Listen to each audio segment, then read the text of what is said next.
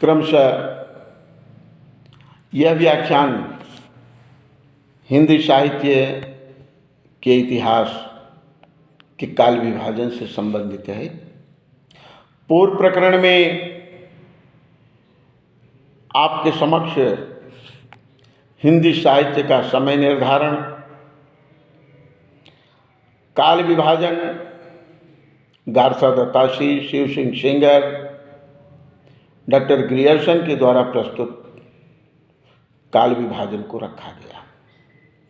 इस व्याख्यान के अंतर्गत हम आगामी साहित्यकारों द्वारा प्रस्तुत नामकरण को आपके सामने रख रहे हैं। यानी पहले तो ग्रियर्सन ने जो नामकरण किया उसमें पूर्णतः वैज्ञानिकता का दोष रहा है, यानी इन्होंने वैज्ञानिक आधार पर नामकरण नहीं किया। प्रवृत्ति मूलक विभाजन इन्होंने चारण काल कह दिया है, प्रवृत्ति मूलक विभाजन है। काल क्रमानुसार विभाजन न करें, 18वीं शताब्दी का साहित्य ले लिए, जायसी का साहित्य ले लिए, 14वीं शताब्दी के साहित्य को ले लिए, मुगल दरबारी काल को ले लिए और इन्होंने एक क्रमानुसार इतिहास को ध्यान में रख करके, रचनाओं को, रचनाकारों को ध्यान में रख करके नामकरण कर दिया, जो तर्कसंगत व न्यायोचित नहीं है। अब मिश्र बंधुओं द्वारा प्रस्तुत काल विभाजन, जिन्होंने मिश्र बंधु विनोद नामक हिंदी साहित्य का इतिहास लिखा, जिसमें इन्होंने समय के अनुसार संपूर्ण हिंदी साहित्य को विभक्त करके रखा है। जैसे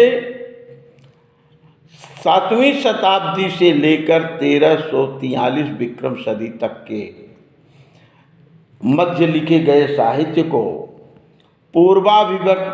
पूर्वाविभक्ति काल, आरंभिक काल नाम दिए। 1344 से लेकर 1444 तक के समय के साहित्य को भी इन्होंने आरंभिक काल के अंतर्गत समाहित कर दो खंड कर दिए कि पूर्वाविभक्ति काल और उत्तराविभक्ति काल। फिर इन्होंने माध्यमिक काल 1445 से लेकर 15वीं सदी तक के लिखे गए साहित्य को पूर्व माध्यमिक काल नाम दिया और इसको भी इन्होंने दो खंडों में रखा। 1344 से लेकर 1444 सदी तक के काव्य को, 1445 से लेकर 1560 तक के समय के साहित्य को पूर्व माध्यमिक काल नाम दिया और 1561 से लेकर 1680 के मध्य लिखे गए साहित्य को प्रौढ़ माध्यमिक काल नाम दिया। तीसरा विभाजन इन्होंने प्रस्तुत किया 1681 से लेकर 1790 तक के साहित्य को समाहित किया। इसे भी इन्होंने दो वर्गों में विभाजित करके रखा। 1681 से लेकर के 1790 तक के समय के साहित्य को पूर्वालंकृत काल और 1791 से लेकर 1879 तक के समय के साहित्य को उत्तरालंकृत काल नाम दिया। उसके पश्चात 1880 से लेकर 1925 तक के सदी के मध्य के साहित्य को परिवर्तन काल नाम दिया और 1926 से लेकर अद्यावधि लिखे जा रहे साहित्य को इन्होंने वर्तमान काल नाम दिया। यह मिश्र बंधुओं द्वारा प्रस्तुत काल विभाजन रहा। यह भी तार्किक व पूर्णतः व्यवहारिक नामकरण नहीं है। इसके पश्चात